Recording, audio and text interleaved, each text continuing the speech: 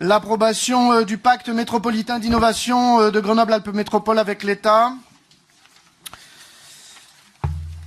L'État a engagé un certain nombre de contractualisations, d'une part avec les régions et d'autre part avec les métropoles, dans le but effectivement de mieux utiliser les nouveaux moyens issus des réformes institutionnelles de ces dernières années pour répondre aux besoins de la population et aux défis de l'équilibre du territoire, de favoriser le rôle moteur des métropoles et la mise en réseau de celles-ci, et de conclure avec chaque métropole un pacte métropolitain d'innovation permettant d'intensifier les stratégies de développement innovantes. A été donc travaillé avec chaque métropole suite à la signature de ce pacte et de cette intention en juillet dernier à Lyon avec le Premier ministre. Il a été mis en œuvre une identification des domaines stratégiques d'innovation que l'État et les métropoles souhaitaient tout simplement investir ensemble. Une enveloppe de 7,1 millions a été fléchée pour la métropole grenobloise dans le cadre d'une enveloppe nationale de près de 150 millions, essentiellement pour les projets d'investissement innovants. Avec ces pactes, chaque métropole a déterminé donc un secteur d'innovation spécifique. Et pour la métropole grenobloise, le choix a été fait sur l'axe 1, dit l'axe de la transition énergétique et de l'environnement, avec pour thématique plus précise l'écosystème métropolitain intégré pour la transition énergétique.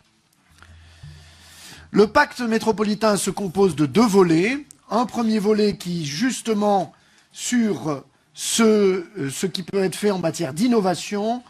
et un deuxième volet qui concerne les coopérations à développer. Sur le premier volet, sur l'écosystème métropolitain intégré pour la transition énergétique, il s'agit de mobiliser des financements au service de cette politique-là, et notamment sur, premier point, renforcer la part des énergies renouvelables et de récupération dans l'approvisionnement énergétique du territoire, en cohérence avec le plan Air, Énergie, Climat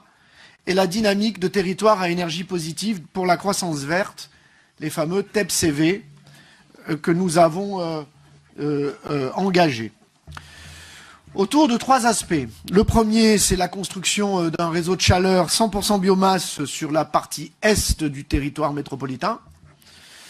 Le raccordement au réseau de chaleur urbain de la plateforme industrielle chimique au sud, et notamment de pouvoir capter la chaleur fatale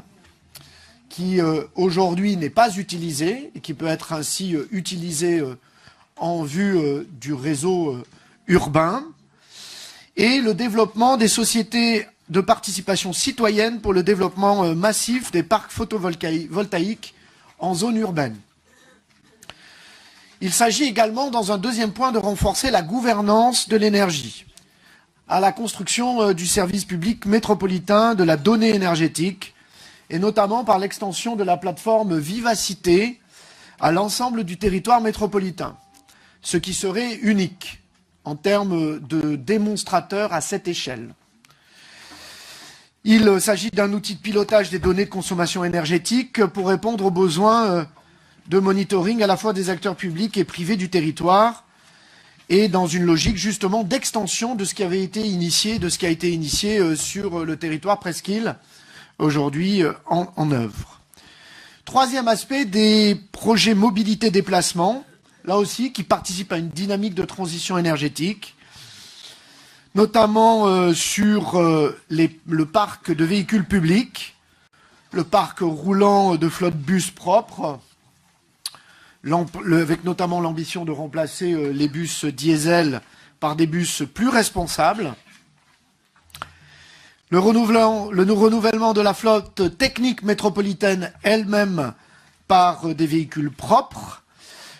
électriques, GNV, dans une démarche là aussi d'exemplarité de la métropole, et conjointement avec la mise en œuvre de la zone de circulation restreinte marchandises en 2017, Et enfin, la généralisation des informations incitant à la mobilité intermodale sur l'ensemble du réseau de transport public et des axes de la métropole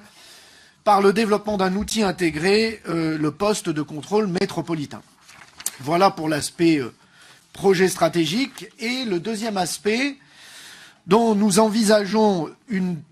un financement complémentaire qui est sollicité à hauteur de 2 millions d'euros